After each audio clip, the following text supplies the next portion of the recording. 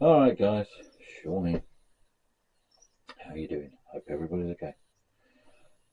I was actually looking for a little bit of that cheesy elevator music um, to do this video with, but I couldn't find any. So, sorry, you're just going to have to settle with Brachy Bonanza.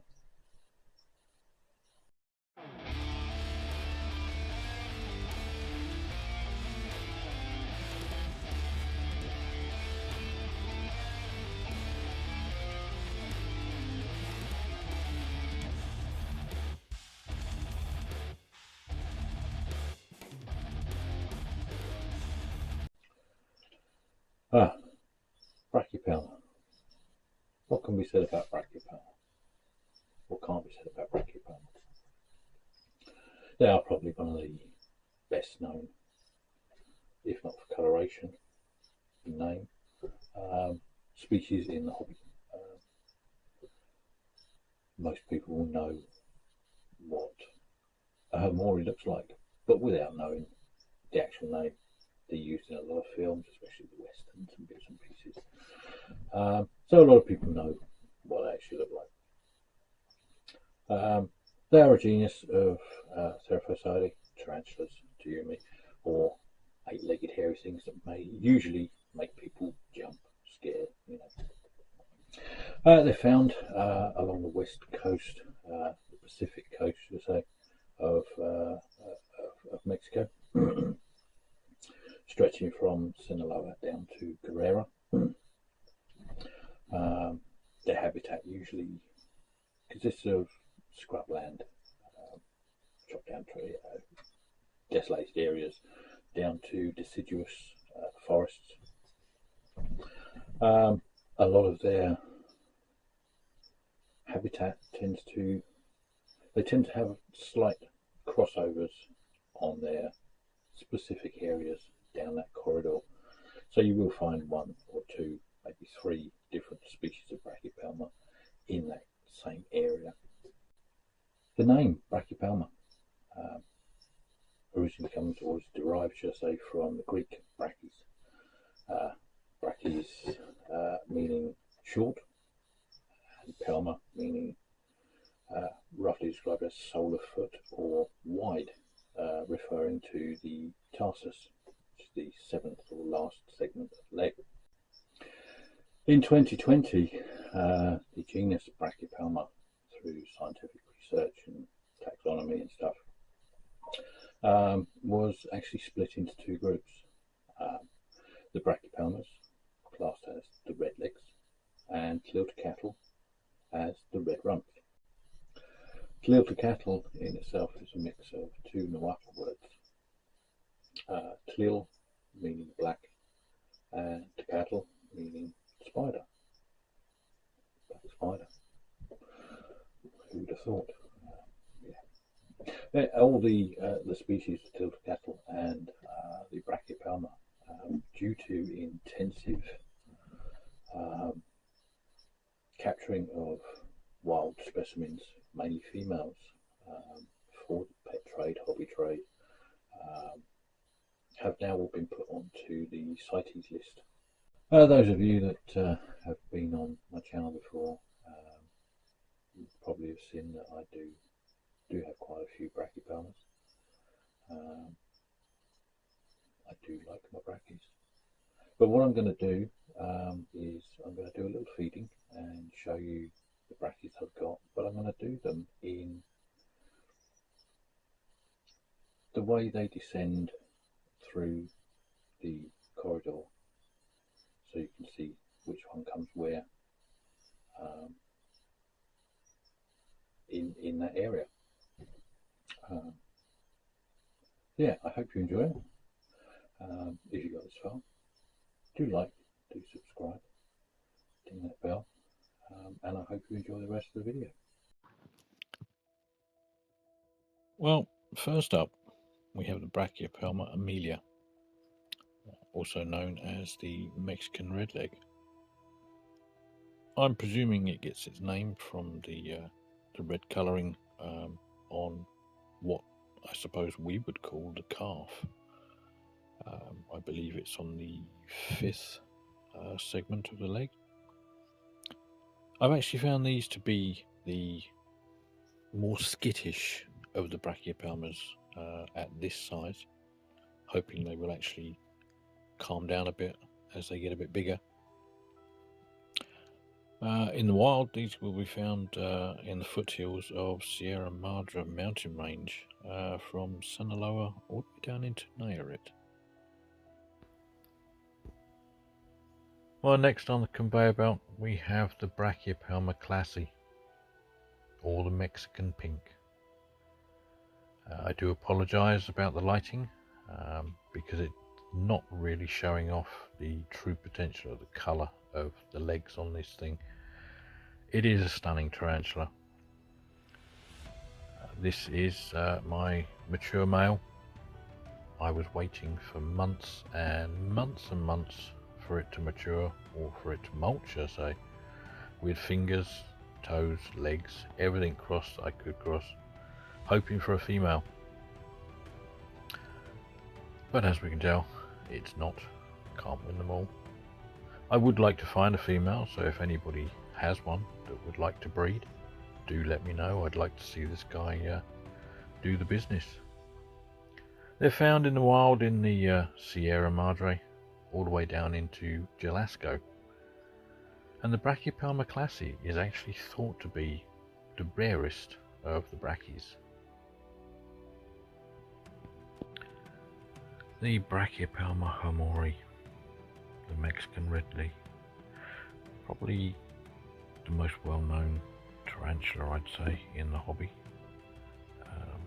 After being in so many films, TV shows, and generally used in a lot more things than the other tarantulas, I'd say. This is a young female of mine. They're found in Sierra Madre, into Colima and Jalisco, so the distribution is actually quite large. These two, I'm waiting for them to molt, so I can find out which one is actually female, so I can put it with my boy. But they are taking a little bit of time. As we know, they are slow growers, but they are amazing tarantulas.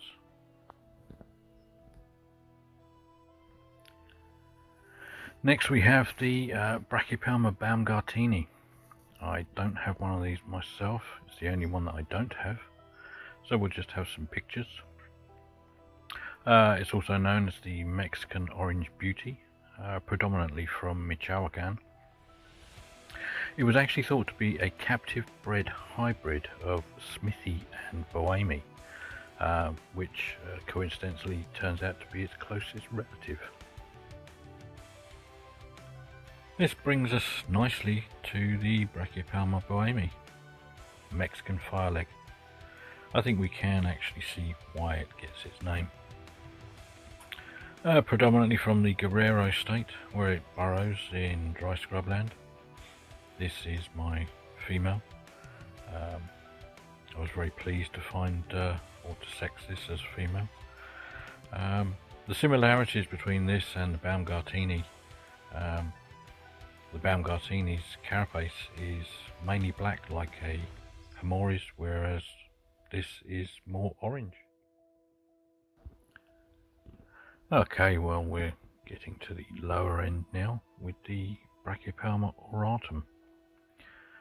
This is another female in my collection. I found it to be quite a confident tarantula, very sure of itself. In the wild they are endemic to Guerrero and Michoacan, should I say.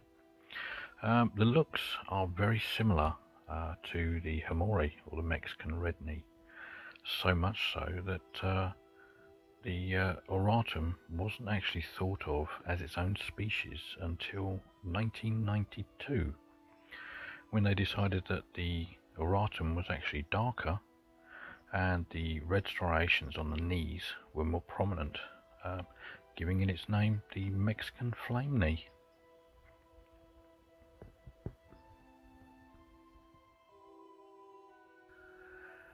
This brings us to the penultimate brachy, the Brachypelma albiceps, or the Mexican golden red rump.